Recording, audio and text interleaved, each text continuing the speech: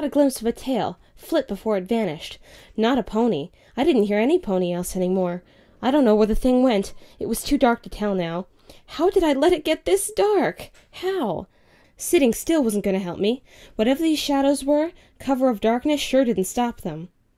I leapt around the corner and charged down the street. Through the gate, across the courtyard, up the steps, all the way to my door, unharmed. Magic open, magic in, magic slam shut, and barred for the night. Safe. I spat out the paper bag and dropped to the ground, catching my breath. I'm no sprinter, no master of sport. It must have been nothing out there.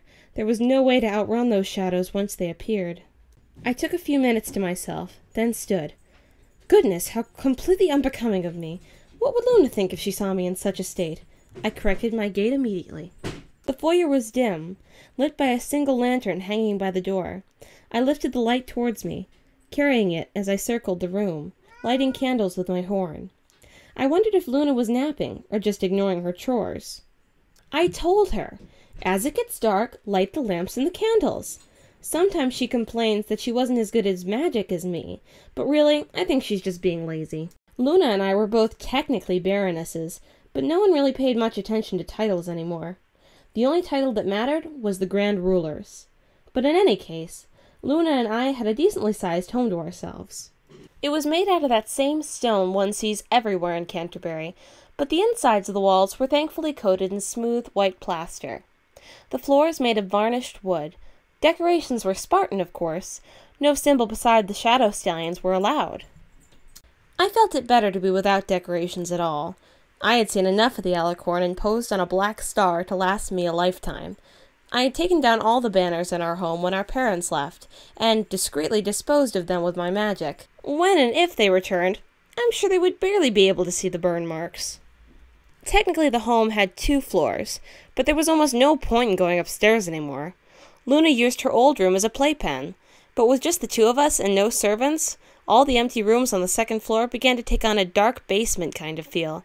My sister and I spooked each other by swearing that there were ghosts up there. Instead of sleeping separately in this empty house, we made the bottom floor our home. We bedded in the drawing room. Didn't even bother to put blankets and pillows away. Each night was a slumber party. So when I had lit the foyer to my satisfaction, I carefully edged into our bedroom drawing room, nudging the heavy wooden door open with my hoof.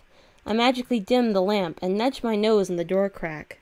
"Luna, I'm home," I whisper. No reply. I pushed the lantern in front of me, brightening the drawing room. The dim light illuminated just enough to make the shadows have their own form, only moving in the flicker of the candlelight. I've had too many shadows today. I'm not messing with this. I let the lantern glow to its full potential. The room looks like it usually did.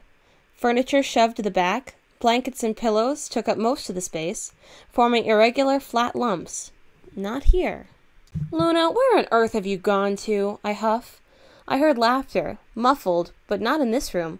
Upstairs. Of course. I didn't even bother lighting any candles in the bedroom. Instead, I headed upstairs, to the far end of the single dark hall. I held my ear close to the door, making sure Luna was in there. Nothing. It wasn't surprising. I smiled and backed up. First, there was darkness. Then there was me.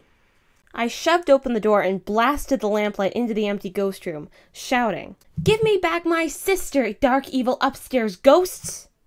Atop Luna's old pallet bed sat a tent fort.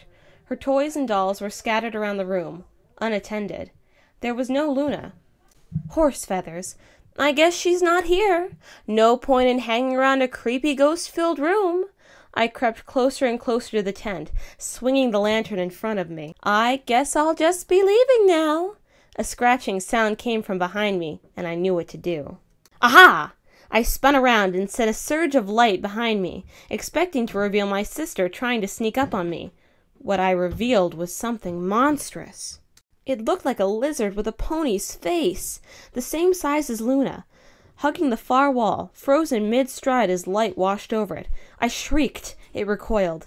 My spell faded quickly, too quickly, purging the room back into its cloak. I heard its claws scrabbling and scratching at the walls, out the door. "Oh, no, you don't!" In 2 beats, I was at the top of the stairs, grabbing magically at the escaping beast's tail. It squeaked and scratched the floors, useless as I held it aloft. What have you done with my sister? I screamed. Well, there you have it, viewers. Chapter 1 of The Steadfast Sky. Thank you for taking the time to listen. And don't worry, Chapter 2 will be uploaded as soon as possible. Well, until then, bye Everypony. PromissaFidel.